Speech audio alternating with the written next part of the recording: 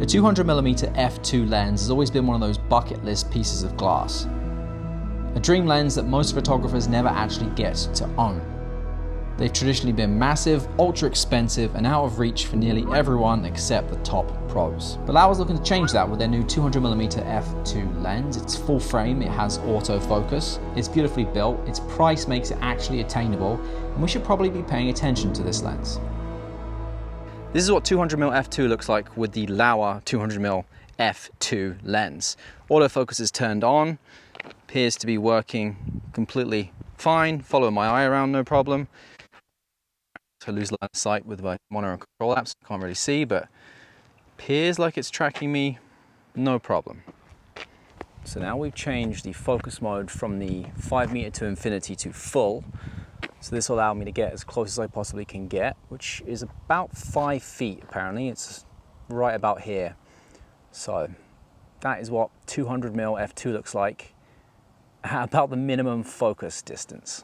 Autofocus on any lens that comes out today that is autofocus is going to be of a standard now that we just didn't have years ago. It works exactly as you'd expect it to work. I have zero complaints. So this shot right here is shot with the FX2 handheld 200mm at f2. I have it set to the bird setting and it is following the bird, no problem, tracking it from a distance. And then this shot right here of the goose jumping into the water, look at how it's still tracking the eye of the bird there behind the reeds and the bushes as it jumps in the water. Works exactly as it's meant to work.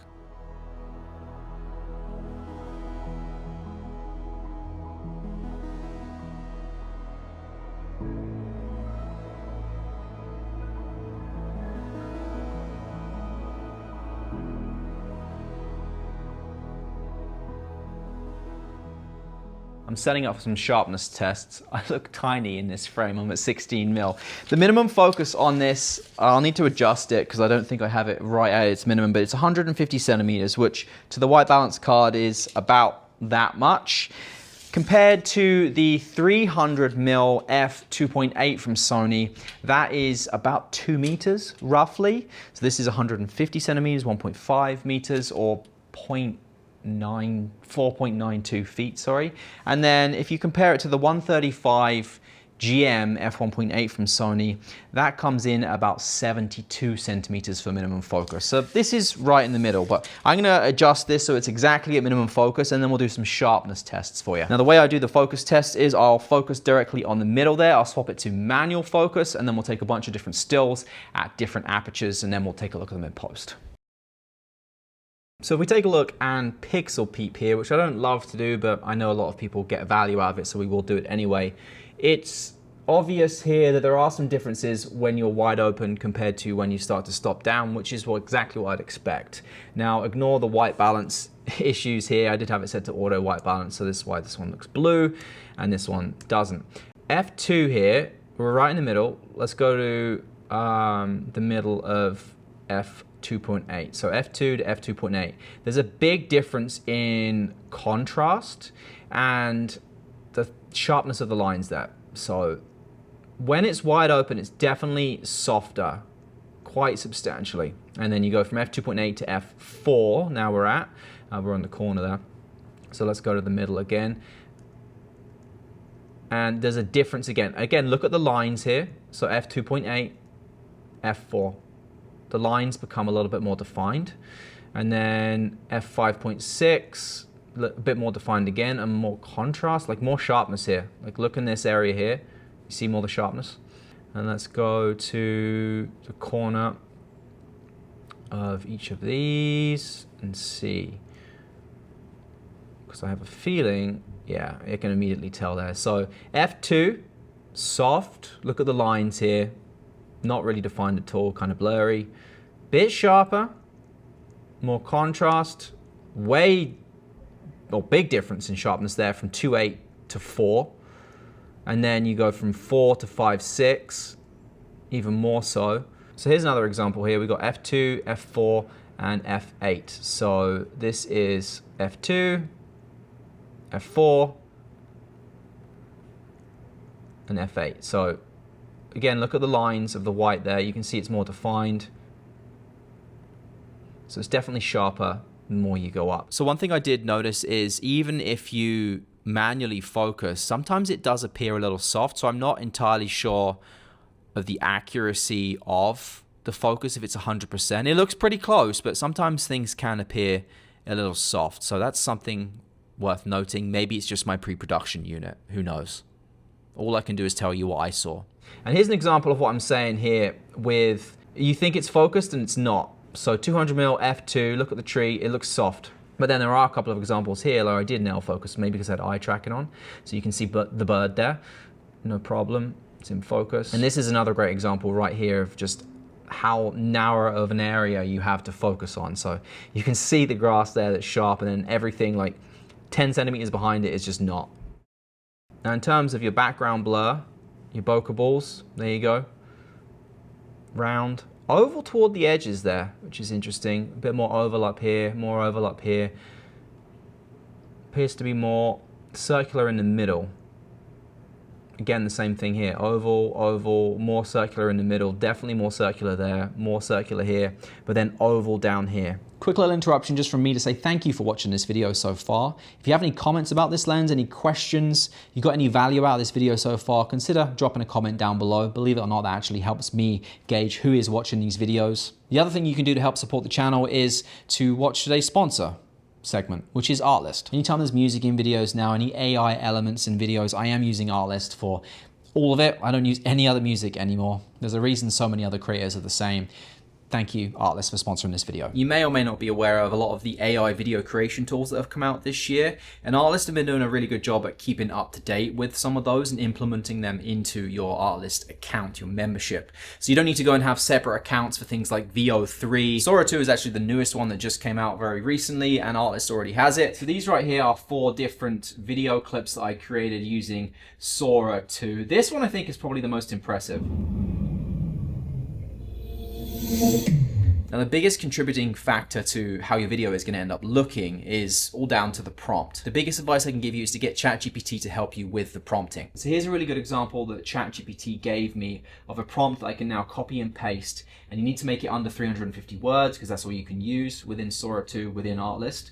But it has a format and a look, the lenses and filters that you want it to use, the grade, the palette, the lighting, the atmosphere, the location and framing, the device and props, the sound, and then the shot list and exactly what happens within the shots. If you tell ChatGPT to come up with a prompt for Sora 2 using those as some pillars, once you've done it once, you can just rinse and repeat and tell it a new theme and it will use the same pillars for you. Now there is a lot of controversy with AI video creation. You might be deadly against it, but there's going to come a point where it is used in production, in some of the work that you create, not for the whole video, but like for little aspects of it. So it's good that you educate yourself and maybe get yourself a little bit more familiar with it if you're not already. Artlist is a great platform for you to play about with it because everything is just included in there, and you also get access to all the LUTs, the music, stock footage, the AI voiceover tool there as well if you wanted to. If you want to give it a go, there is a link down below. You can click on it, or get you an extra 2 months if you sign up for an annual subscription as well.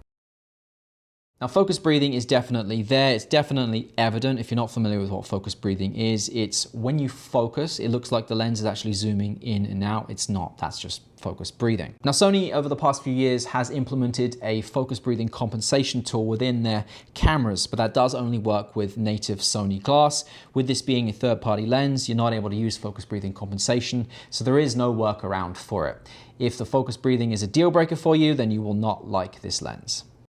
Now, when it comes to build quality, Laowa definitely did not cheap out on this lens. It feels very similar to the 10mm and the 12mm, which were also autofocus lenses, but obviously it's a lot bigger and a lot heavier. Now, on the front is a 105mm front element there, which is, of course, threaded, but most people in general don't have filters this big. If they do, they get very expensive very, very fast. So what Laowa has opted to do instead is add in this little piece at the back here, which I've done a segment on and we'll cut to right now.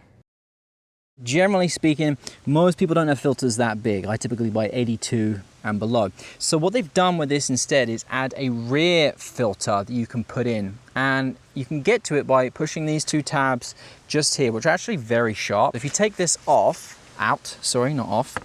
you'll see when you spin this just here, it actually rotates whatever filter you have inside there. Now, it got shipped, and I don't know if this just is because it's a a press sample. It got shipped with a UV filter on there, which I'm gonna take off.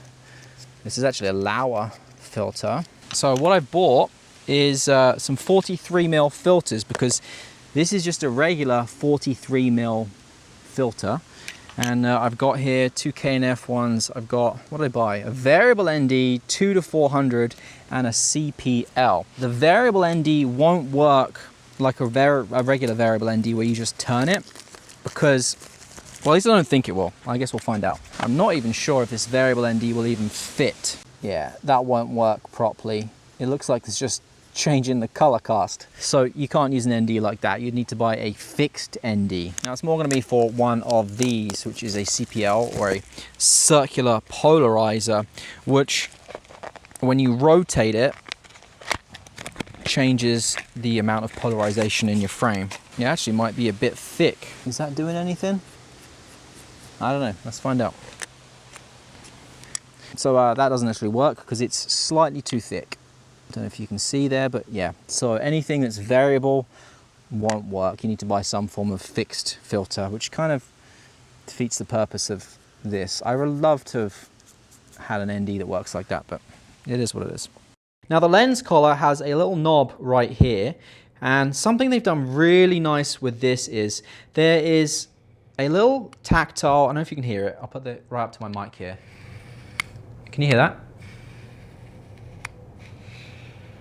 There's a little tactile click, so whenever you turn it 90 degrees, it locks in there. Obviously you can turn it everything between, but every 90 degrees, it locks into place there. And it's a really nice feature that just lets you know exactly where the lens is, because with a lens like this, you would regularly mount it to your tripod on the bottom of the lens collar here instead of on the actual camera itself, because the camera is going to be better center weighted.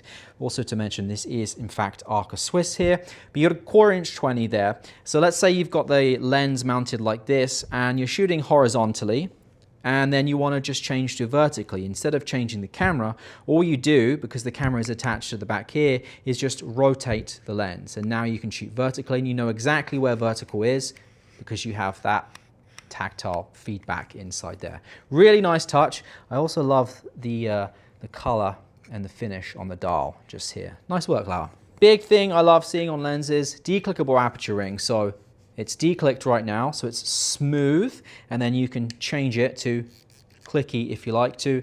Clicky typically for stills, declicked for video. Why? Well, if you need to make exposure changes that are more subtle, you can gradually do it and you're not going to see any of the hard stops between it. It's going to be a much smoother exposure change. On the other side right here, you have two buttons. You have your autofocus manual focus switch, and this right here is your focus distance selector. Now the way that works is if your subject is further than 5 meters from the lens, all the way to infinity, they're not coming closer than 5 meters, select this one. You'll get better autofocus speed and performance. Now the other one is if they're going to be less than 5 meters away from the front of the lens, all the way to infinity, then use full.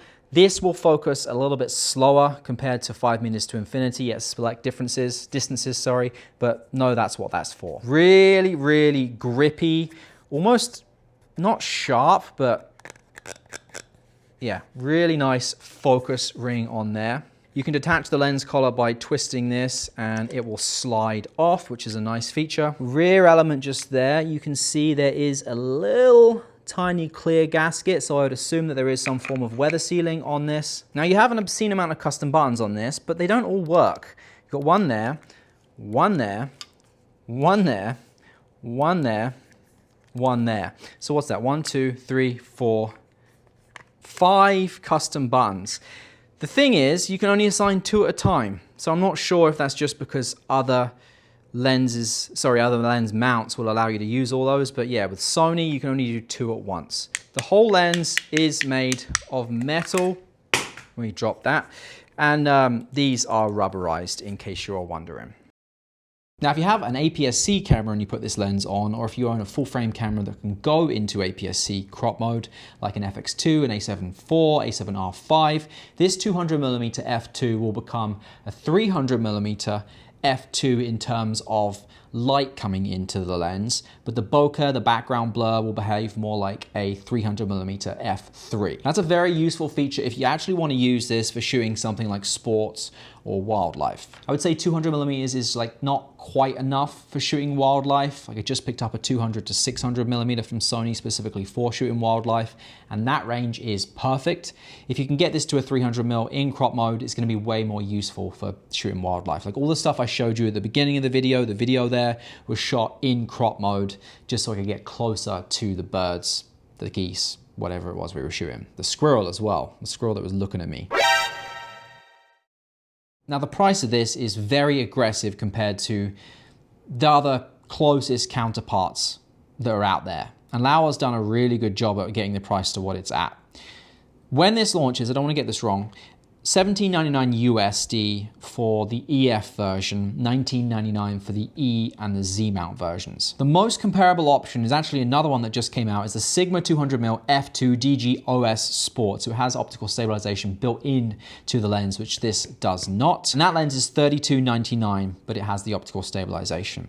There's also the Sony 300mm f2.8 GM, also with optical stabilization, and that's $67.98 USD. The biggest negative comparatively to those lenses is this doesn't have optical steady shot, but I feel like Laowa made a smart choice bringing the price down and not including OSS, because the stabilization in cameras these days is really good.